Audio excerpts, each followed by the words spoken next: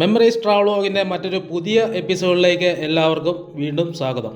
അപ്പോൾ നമ്മുടെ ഇന്നത്തെ വീഡിയോ എന്ന് പറയുന്നത് പത്രമാധ്യമങ്ങളുടെ സത്യസന്ധതയില്ലായ്മയ്ക്കും നിഷ്പക്ഷതയില്ലായ്മയ്ക്കും വാർത്തകൾ പൂഴ്ത്തി വയ്ക്കുന്നതിനും വാർത്തകൾ വക്രീകരിക്കുന്നതിനും എതിരെ നെയ്യാറ്റിൻകര മുതൽ കാസർഗോഡ് വരെ ഞാനും അച്ഛനും കൂടി നടത്തിയ ഒരു പദയാത്രയുടെ വീഡിയോ ആണ് ഇന്ന് നിങ്ങളെ ഞാൻ കാണിക്കാൻ പോകുന്നത്. അപ്പോൾ നമ്മുടെ ഈ പദയാത്ര സ്റ്റാർട്ട് ചെയ്യുന്നതെന്ന് പറഞ്ഞാൽ ആഗസ്റ്റ് 21, 2019 2019 ആഗസ്റ്റ് 21 തുടങ്ങി, നെയ്യാറ്റിൻകരയിൽ നിന്ന് തുടങ്ങി ഒക്ടോബർ 5, 2019 കാസർഗോഡ് അവസാനിക്കുകയാണ് ചെയ്യുന്നത്. ഏതാണ്ട് 600-ലധികം കിലോമീറ്ററുകൾ ഞാനും അച്ഛനും കൂടെ ഒരു 41 ദിവസം കൊണ്ട് കംപ്ലീറ്റ് ചെയ്താണ് ഈ പദയാത്ര പൂർത്തീകരിക്കുന്നത്. അപ്പോൾ ഈ പദയാത്രയുടെ പ്രധാന ഉള്ളടക്കം എന്ന് പറയുന്നത് പത്രമാധ്യമങ്ങൾ സത്യസന്ധതയും നിഷ്പക്ഷതയും പാലിക്കുക, വാർത്തകൾ പൂഴ്ത്തി വയ്ക്കാതിരിക്കുക, വാർത്തകൾ വക്രീകരിക്കാതിരിക്കുക തുടങ്ങിയ കാര്യങ്ങൾ ഉന്നയിച്ചുകൊണ്ടാണ് 600-ലധികം കിലോമീറ്ററുകൾ കാൽനടയായിട്ട്, അതായത് ശരിക്കും പൊതുജനത്തിന് ബുദ്ധിമുട്ടുണ്ടാകാത്ത രീതിയിൽ കാൽനടയായിട്ടാണ് ഈ 600-ലധികം കിലോമീറ്ററുകൾ 41 ദിവസം കൊണ്ട് നമ്മൾ ഈ യാത്ര കംപ്ലീറ്റ് ചെയ്യുന്നത്. അപ്പോൾ ഈ യാത്രയുടെ ഒരു തുടക്കം ഞാൻ ജസ്റ്റ് ഒന്ന് ചുരുക്കി നിങ്ങളോട് പറയാം. അതായത് ഞാനും അച്ഛനും കൂടെ നെയ്യാറ്റിൻകരയിലേക്ക് ബൈക്കിന് പോയിട്ട്, എനിക്ക് അന്നൊരു ബുള്ളറ്റായിരുന്നു ഉണ്ടായിരുന്നത് കേട്ടോ. അപ്പോൾ ആ ബുള്ളറ്റിൽ ലഗേജ് കാര്യങ്ങളെല്ലാം എടുത്തു വെച്ചിട്ട് നമ്മൾ അവിടെ നെയ്യാറ്റിൻകരയിൽ പോയി റൂം എടുത്തിട്ട് അവിടെ നിന്ന് പിറ്റേ ദിവസം രാവിലെ, അതായത് ആഗസ്റ്റ് 21, 2019 നമ്മൾ അതിരാവിലെ ഒരു 5 മണി കഴിഞ്ഞ് ഒരു 6 മണി 7 മണി ആ റേഞ്ചിൽ നമ്മൾ യാത്ര സ്റ്റാർട്ട് ചെയ്തു. അങ്ങനെയാണ് നമ്മൾ ഈ പദയാത്രയുടെ തുടക്കം എന്ന് പറയുന്നത്. അപ്പോൾ നമ്മൾ ഈ ഒരു യാത്ര നടത്തുന്നത് പറഞ്ഞാൽ കൊറോണയ്ക്ക് മുമ്പാണ് കേട്ടോ. അപ്പം ഈ ഒരു ശരിക്കും പറഞ്ഞാൽ ഞാനെൻ്റെ യൂട്യൂബ് ചാനൽ തുടങ്ങുന്നതിന് മുമ്പാണ് ഈ വീഡിയോ എടുക്കുന്നത്. ശരിക്കും ഒരു യൂട്യൂബിലിടുക എന്നുള്ള ചിന്തയൊന്നും അന്നില്ലായിരുന്നു. അതുകൊണ്ട് നമ്മൾ പോകുന്ന വഴിക്ക് കിട്ടിയ കുറേ വീഡിയോകളെല്ലാം കൂടെ ഞാൻ എടുത്തു വെച്ചിട്ടുണ്ടായിരുന്നു. അന്ന് നമ്മൾ ചെയ്തുകൊണ്ടിരുന്നത് ഫേസ്ബുക്കിലൂടെയൊക്കെ ഇത് ഒന്ന് പബ്ലിസിറ്റി കൊടുക്കുക എന്നുള്ള ലക്ഷ്യം മാത്രമേ ഉണ്ടായിരുന്നുള്ളൂ. ഇത് പിന്നീട് യൂട്യൂബ് ചാനൽ തുടങ്ങിയപ്പോഴാണ് എന്നാൽ പിന്നെ യൂട്യൂബിലേക്കും കൂടെ ഈ വീഡിയോ ഇട്ടേക്കാം എന്ന് ഞാനും കരുതി. അങ്ങനെയാണ് ഇപ്പോൾ ഞാൻ ഈ വീഡിയോ എഡിറ്റ് ചെയ്തിട്ട് നിങ്ങളിലേക്ക് എത്തിക്കുന്നത് കേട്ടോ. അന്ന് ഞാൻ ഈ വീഡിയോ എടുക്കുമ്പോൾ ശരിക്കും പറഞ്ഞാൽ എൻ്റെ കയ്യിൽ സാംസങ്ങിൻ്റെ M40 എന്ന് പറഞ്ഞൊരു മൊബൈലാണ് ഉണ്ടായിരുന്നത്. അപ്പോൾ ഈ മൊബൈലിന് ഒന്നാമത്തെ കാര്യം എന്ന് പറഞ്ഞാൽ സ്റ്റെബിലൈസേഷൻ കുറവാണ്, അതുപോലെ തന്നെ വീഡിയോയ്ക്ക് ക്വാളിറ്റിയൊക്കെ കുറവാണ്. അപ്പം അന്ന് അങ്ങനെ ആ വീഡിയോ ഞാൻ എടുത്ത് കംപ്ലീറ്റ് ചെയ്തു. അപ്പം നിങ്ങൾ ഈ വീഡിയോ കാണുന്ന ആളുകൾ പ്രധാനമായിട്ട് ശ്രദ്ധിക്കേണ്ടതെന്ന് പറഞ്ഞാൽ നമ്മുടെ ഈ വീഡിയോയുടെ കണ്ടൻറ്റിന് മാത്രം പ്രാധാന്യം നൽകിയിട്ട് വീഡിയോ കാണുക. ഈ ഒരു പദയാത്ര ചെയ്തപ്പം എനിക്കുണ്ടായൊരു നേട്ടം എന്ന് പറഞ്ഞാൽ ശരിക്കും പറഞ്ഞാൽ നെയ്യാറ്റിൻകര മുതൽ കാസർഗോഡ് വരെയുള്ള ഫുൾ കടൽത്തീരം ഞാൻ കണ്ടു. അതൊരു പ്രധാനപ്പെട്ട കാര്യമാണ്. അതോടൊപ്പം തന്നെ എൻ്റെ വലിയൊരു ആഗ്രഹമായിരുന്നു മുഴുപ്പിലങ്ങാട് ബീച്ചിൽ കൂടെ ഒന്ന് വണ്ടി ഓടിക്കണം എന്നുള്ള എൻ്റെ ഒരു ആഗ്രഹം. അതും എനിക്ക് സാധിച്ചു. അതൊക്കെയാണ് എനിക്ക് കിട്ടിയ പ്രധാന നേട്ടം എന്ന് പറയുന്നത്. അതോടൊപ്പം തന്നെ നെയ്യാറ്റിൻകര മുതൽ കാസർഗോഡ് വരെയുള്ള ആളുകളുടെ ജീവിത രീതികളും മനസ്സിലാക്കാൻ സാധിച്ചു കേട്ടോ. അതൊക്കെ ഒരു വലിയ കാര്യമായിട്ട് ഞാൻ കണക്കാക്കുന്നു. അപ്പോൾ ഞാൻ ദീർഘിപ്പിക്കുന്നില്ല. ഇന്നത്തെ വീഡിയോ നിങ്ങൾക്ക് ഇഷ്ടമാവുകയാണെങ്കിൽ ചാനലൊന്ന് ലൈക്ക് ചെയ്യാനും ഷെയർ ചെയ്യാനും മറക്കരുത്. അതോടൊപ്പം തന്നെ പൊതുജനത്തിന് ഉപകാരപ്രദമാകുന്ന ഒരു വീഡിയോ ആണ് എന്ന് തോന്നുകയാണെങ്കിൽ മാക്സിമം ആളുകളിലേക്കും കൂടി ഈ വീഡിയോ ഷെയർ ചെയ്യാനും മറക്കരുത്. അപ്പോൾ നമുക്ക് നേരെ വീഡിയോയിലേക്ക് പോകാം. പത്രമാധ്യമങ്ങളുടെ സത്യസന്ധതയില്ലായ്മയും നിഷ്പക്ഷതയില്ലായ്മയുമാണ് ഞാൻ ഈ യാത്രയിലൂടെ ജനങ്ങളുടെ മുമ്പാകെ വയ്ക്കുന്ന വിഷയം. പത്രങ്ങൾ ഒരു സംഭവം നടന്നു കഴിഞ്ഞാൽ അത് പല രീതിയിലാണ് റിപ്പോർട്ട് ചെയ്യുന്നത്. ചില പത്രങ്ങൾ അത് പൂർണ്ണമായിട്ടും ഒഴിവാക്കും, പത്രത്തിൽ പ്രസിദ്ധീകരിക്കില്ല. ചില പത്രങ്ങൾ അത് വക്രീകരിച്ച് പ്രസിദ്ധീകരിക്കും. ചില പത്രങ്ങൾ അത് തെറ്റായിട്ട് റിപ്പോർട്ട് ചെയ്യും. ഇങ്ങനെ നമ്മൾ 10 പത്രം വായിച്ചാൽ ഒരു സംഭവം നടന്നു കഴിഞ്ഞാൽ പല രീതിയിലാണ് റിപ്പോർട്ട് ചെയ്യുന്നത്. അത് യഥാർത്ഥത്തിൽ ഒരു സംഭവം നടന്നാൽ അതിൽ ഒരു സത്യം മാത്രമേ ഉള്ളൂ, യഥാർത്ഥത്തിലുള്ള ഒരു വാർത്ത മാത്രമേ ഉള്ളൂ. പക്ഷേ നമ്മളെ സംബന്ധിച്ച് നമ്മൾ ഇന്ന് ഒരു 10 പത്രം വായിക്കുകയാണെങ്കിൽ 10 രീതിയിലായിരിക്കും വാർത്തകൾ പ്രസിദ്ധീകരിക്കുന്നത്. അത് സത്യം ജനങ്ങൾക്ക് അറിയാൻ സാധിക്കാതെ വരുന്നതുകൊണ്ട് ഒരു 7.5 രൂപ കൊടുത്ത് ഒരാൾ ഒരു പത്രം വാങ്ങിയാൽ ആ പത്രത്തിൻ്റെ താല്പര്യം അനുസരിച്ചുള്ള വാർത്തകൾ മാത്രമാണ് നാം ഇന്ന് വായിക്കുന്നത്. ആ ആൾക്ക് അത് മാത്രമേ വായിക്കാൻ പറ്റുള്ളൂ. വേറൊരാൾ 2 പത്രം വായിച്ചാൽ 2 പത്രത്തിൻ്റെ അഭിപ്രായം അയാൾക്ക് അറിയാൻ സാധിക്കും. പക്ഷെ 10 പത്രം വായിക്കുന്ന ആൾക്ക് ചിലപ്പോൾ മുഴുവൻ കാര്യങ്ങളും കൃത്യമായിട്ട് അറിയാൻ സാധിച്ചെന്ന് വന്നില്ലെന്ന് വന്നേക്കാം. കാരണം ഈ 10 പത്രത്തിലും യഥാർത്ഥ സംഭവം വാർത്തയായിട്ട് വന്നില്ലെന്ന് വന്നേക്കാം. അത് നമ്മളെ സംബന്ധിച്ച് ഇന്നത്തെ കാലത്ത് ഏറ്റവും വലിയൊരു വെല്ലുവിളിയാണ്. അപ്പം വാർത്തകളിൽ നമ്മൾ സത്യം അറിയണം. അത് സത്യം അറിഞ്ഞെങ്കിൽ മാത്രമേ നമ്മുടെ ഇന്നത്തെ ജനാധിപത്യം നല്ല രീതിയിൽ പുലരുകയുള്ളൂ. അതിനു വേണ്ടിയിട്ട് പത്രങ്ങൾ സത്യസന്ധതയിലേക്കും നിഷ്പക്ഷതയിലേക്കും വരുന്നതിന് വേണ്ടിയിട്ടുള്ള ഒരു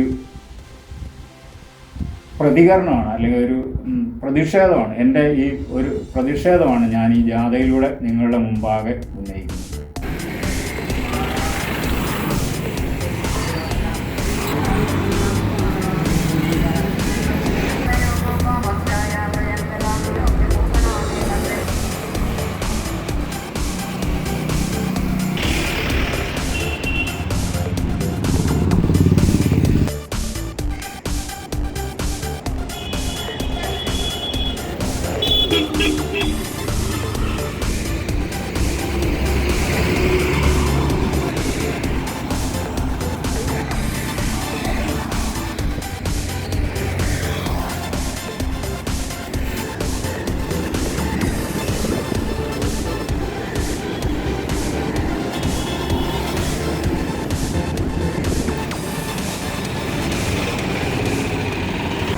കാസർഗോഡ് പദയാത്ര ഇന്ന് 4ാം ദിവസത്തേക്ക് കടന്നിരിക്കുകയാണ്. മംഗലപുരമാണ് ഞങ്ങൾ പദയാത്ര ആരംഭിച്ചിരിക്കുന്നത്.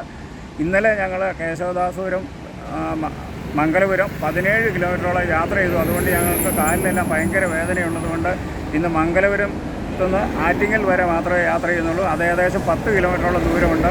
ഇപ്പോൾ തോന്നക്കൽ എന്ന സ്ഥലത്തുള്ള മഹാകവി കുമാരനാശാൻ സ്മാരക മന്ദിരത്തിൻ്റെ മുമ്പിൽ എത്തിച്ചേർന്നിരിക്കുന്നു.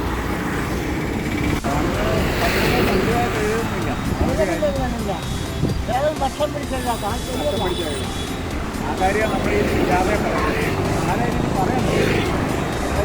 പുറത്തേക്ക് കൊണ്ടുവരാൻ വേണ്ടിയിട്ടാണ് ഈ യാത്ര ഇത്രയും ശേഷം സഹിച്ച് നമ്മൾ വേണ്ട ഒരാൾ ഇവിടെ അറിയാൻ ഒരാൾ ഇവിടെ പറയാൻ നമ്മൾ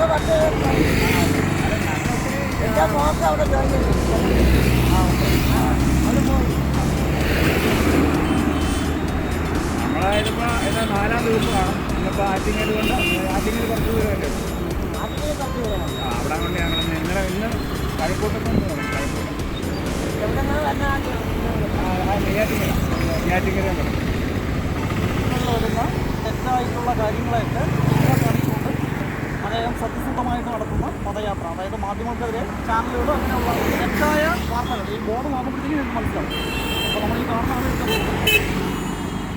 ബോർഡ് കാണുന്നില്ല, ബോർഡ് കാണാം. അത് സാധനം നോക്കണം. ഞാനൊരു ഇന്ത്യൻ തന്നതാണ് മാതൃഭൂമി ഉണ്ടായിട്ടില്ല നമ്മൾ ചെയ്യുന്നത്. അതുപോലെ മനോരമ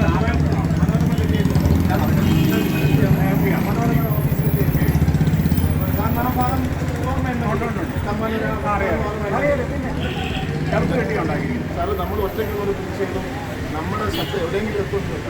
അല്ല, ഇപ്പോൾ ലോകത്ത് എത്രയോ സമരങ്ങൾ നടക്കുന്നു, ഒരു ലക്ഷ്യവും അങ്ങനെയല്ല. പക്ഷേ ഈ ഒരു വിഷയം ഒന്ന് ജനങ്ങളിൽ എത്തിക്കുക, ജനങ്ങളുടെ അഭിപ്രായം അറിയുക. അതുപോലെ ജനങ്ങളുടെ അഭിപ്രായം നമ്മൾ നേരിടുന്നുണ്ട് സർവൈകൂടെ. പത്രവും എല്ലാം വാർത്ത സത്യത്തിൻ്റെ വ്യത്യസ്തവും അല്ലാതെയാണ് പ്രചരിക്കുകയോ അല്ല പ്രക്ഷേപണം ചെയ്യുകയോ ചെയ്യുന്നത്. അത് ഒരിക്കലും ശരിയായ കാര്യമല്ല. നമ്മൾ